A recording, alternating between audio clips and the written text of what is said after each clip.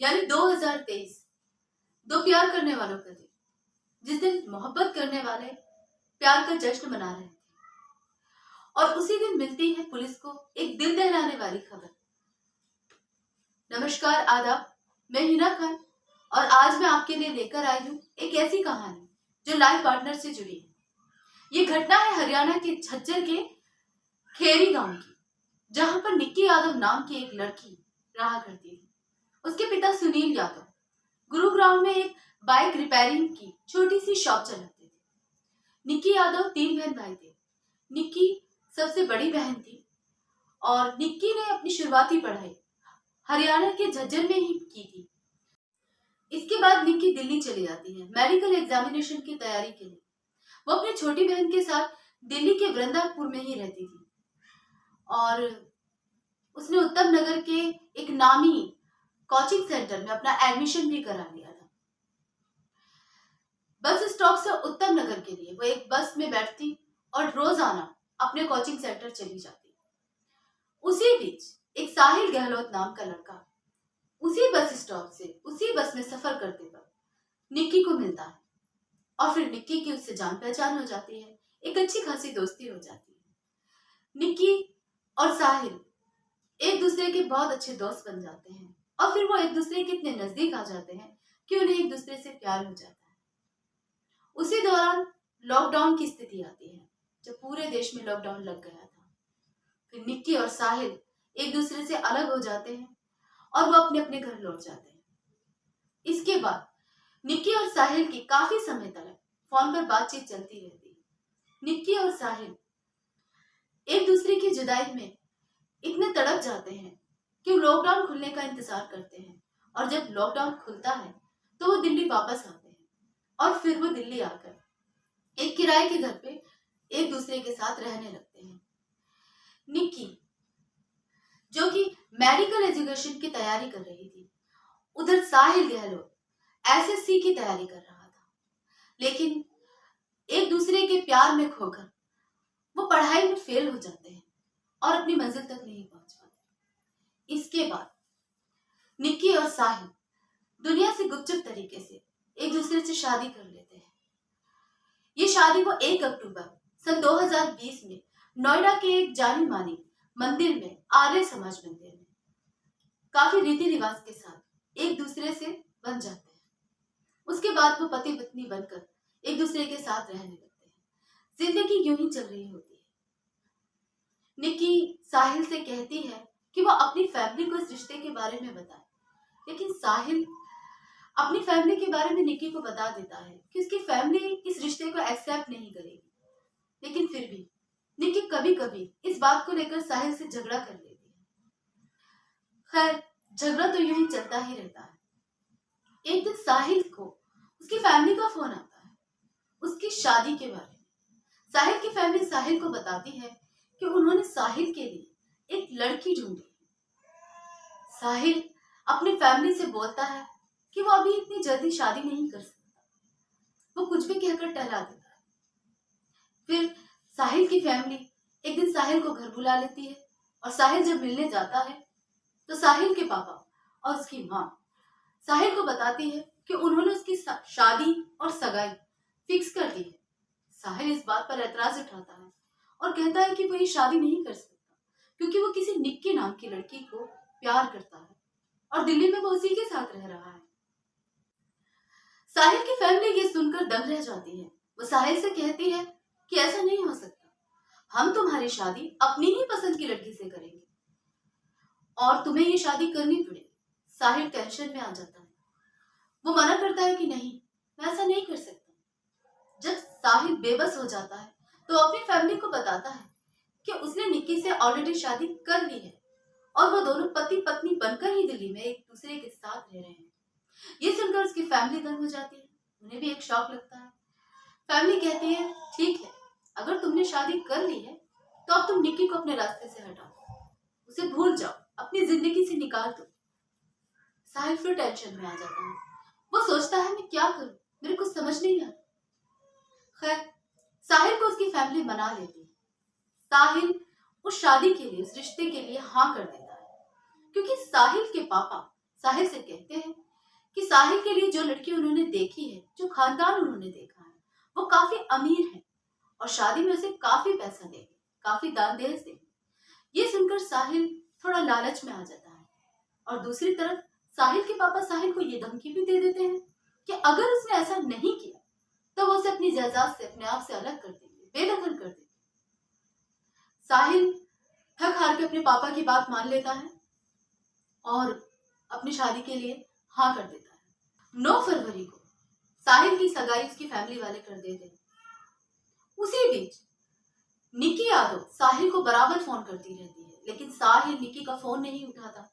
वो बार बार निक्की को फोन करती है। आखिर तंग आकर साहिल स्विच ऑफ कर देता है, मोबाइल बंद कर देता है और फिर सगाई वाली शाम को ही वो निक्की के पास लौट जाता है। जब वो निक्की के पास लौटता है तो निक्की उससे बातचीत करती है, उससे झगड़ा करती है और पूछती है कि वो अपनी फैमिली के पास गया था, आखिर क्या बात है। लेकिन साहिल उसे कुछ भी नहीं बता। निक्की को डर हो जाता है कि कहीं साहिल उससे दूर ना हो जाए, उसकी फैमिली की वजह से वो उसे छोड़कर ना चला जाए। निक्की साहिल से कहती है कि उसे दिल्ली में नहीं रहना, उसे दिल्ली से दूर जाना है। इसलिए निक्की साहिल को बोलती है कि वह गोवा चली जाएगी साहिल को लेकर। साहिल इस बात पर राजी भी हो जाता है। वो कहता है ठीक है, तुम जैसा कहोगे मैं ऐसा करने के लिए तैयार हूं। निक्की साहिल का और अपना बैग पैक कर लेती है और फिर वो गोवा की टिकट बुक कर लेते हैं। लेकिन किसी कारण साहिल की टिकट कंफर्म नहीं हो पा रही थी, इसलिए गोवा जाना कैंसिल हो जाता है। निक्की कहती है कि अगर हम गोवा नहीं जा रहे हैं तो फिर हम हिमाचल चलते हैं। साहिल राजी हो जाता है। साहिल कहता है ठीक है। साहिल के पास एक अपनी कार होती है। साहिल कार निकालता है और हिमाचल के लिए चलने लगता है। दोनों गाड़ी में ही थे, आपस में बातें हो रही होती हैं, लेकिन अचानक साहिल का मूड बदलता है। साहिल मना कर देता है निक्की से हिमाचल जाने के लिए। निक्की लड़ाई झगड़ा करती है। निक्की गाड़ी में ही बोलना शुरू कर देती है, कहती है नहीं, मुझे तो दिल्ली रहना ही नहीं है और हम वापस नहीं जाएंगे घर पर, हमें तो दिल्ली से दूर जाना है। निक्की और साहिल की नोकझोंक इतनी बढ़ जाती है कि साहिल तंग आकर मोबाइल चार्ज करने वाली केबिल को निक्की के गले में डालकर उसकी हत्या कर देता है और वो मर जाती है। साहिल काफी समय तक निक्की की लाश को कार में लिए लिए इधर से उधर घूमता रहता है। उसे समझ नहीं आता कि वो उसकी लाश को कहाँ ठिकाने लगे। इसी बीच वो अपनी फैमिली को फोन करता है और उन्हें बता देता है कि उसने निक्की को रास्ते से हटा दिया है, निक्की को मार दिया है। लेकिन वो अब क्या करे, उसकी लाश को कहाँ डाले, कैसे उसे ठिकाने लगा। वक्त बहुत कम था, 10 फरवरी की सुबह थी। समय बहुत कम था क्योंकि 10 फरवरी की सुबह थी। साहिल को वापस अपने घर भी लौटना था क्योंकि उसी दिन उसकी शादी भी थी। साहिल के दिमाग में एक आइडिया आता है। वो सोचता है कि क्यों ना मैं निक्की की लाश को अपने पापा के पुराने ढाबे में शिफ्ट कर देता हूँ और बाद में आकर उसकी लाश को ठिकाने लगा दूंगा। साहिल ऐसा ही करता है। वो ढाबा नजफगढ़ में था। उस ढाबे का नाम खाओ पियो ढाबा था। साहिल गाड़ी घुमाता है और नजफगढ़ पहुंच जाता है। वहां जाकर ढाबे में एक फ्रिज होता है, उसके अंदर निक्की की लाश को सेव करके रख देता है और फिर वहां से चला आता है। अपने घर आकर 10 फरवरी को वो अपनी शादी कर लेता है और उसके बाद 11 फरवरी की सुबह से निक्की के पापा यानी सुनील यादव निक्की को बराबर फोन किए जा रहे थे, लेकिन निक्की से बात ही नहीं हो पा रही थी। निक्की का फोन स्विच ऑफ जा रहा था। फिर वो अपनी छोटी बेटी को फोन करते हैं, उससे पूछते हैं कि निक्की कहाँ है। जहां तक कि निक्की की बहन को पता था तो निक्की बताती है कि वो अपने कुछ फ्रेंड्स के साथ गोवा गई हुई है। निक्की के पापा निक्की के उन फ्रेंड्स का नंबर मांगते हैं, लेकिन उसकी बहन को कुछ ज्यादा पता नहीं होता। वो सिर्फ थोड़ा बहुत साहिल के बारे में ही जानती थी, इसलिए वो साहिल का नंबर दे देती है। उसके पापा साहिल को फोन करते हैं। साहिल उसके पापा से ये कह देता है कि वो अपनी शादी में बिजी है, इस बारे में कोई बात नहीं करेगा और वैसे भी वो निक्की के साथ गोवा नहीं गया है। साहिल के पापा पूछते हैं तो फिर निक्की किसके साथ गोवा गई है। साहिल कह देता है कि इस बारे में मुझे पता ही नहीं है। साहिल निक्की के पिता को बताता है कि निक्की और साहिल का गोवा जाने का प्लान पहले बना था, लेकिन बाद में वो कैंसिल हो जाता है। लेकिन निक्की ने जिद पकड़ी थी कि उसे गोवा जाना है। अब वो किसके साथ गोवा गई है इस बारे में साहिल को पता नहीं है और वो अपनी शादी में बिजी है। ये कहकर साहिल फोन कट कर देता है। निक्की के पिताजी टेंशन में आ जाते हैं और वो निक्की की मिसिंग होने की रिपोर्ट पुलिस स्टेशन में लिखवा देते हैं। पुलिस 2 दिन तक निक्की का पता खोजती है, लेकिन पुलिस को कोई भी सुराग नहीं मिलता। फिर 14 फरवरी को अचानक पुलिस को ढाबे में रखी हुई लाश के बारे में पता चल जाता है। और दूसरी एक और बात पुलिस को पता चलती है कि निक्की काफी समय से फ्लैट में किसी और लड़के के साथ रह रही है। पुलिस फ्लैट पर जाती है, छानबीन करती है, तो वहां पर निक्की की और साहिल की शादी के कुछ फोटोग्राफ्स पुलिस को मिलते हैं और शादी का सर्टिफिकेट भी मिलता है कि निक्की ने 1 अक्टूबर सन 2022 को साहिल से शादी की थी। जब पुलिस ढाबे पर पहुंचती है तो पुलिस देखती है कि ढाबा काफी टाइम से बंद था, लेकिन बंद ढाबे में फ्रिज चालू था। पुलिस फ्रिज के नजदीक जाती है और जब फ्रिज को खोलती है तो वो नजारा देखने लायक था। फ्रिज के अंदर निक्की यादव की लाश रखी हुई। पुलिस साहिल को अरेस्ट कर लेती है, लेकिन पुलिस साहिल से निक्की यादव के मरने का कारण पूछती है।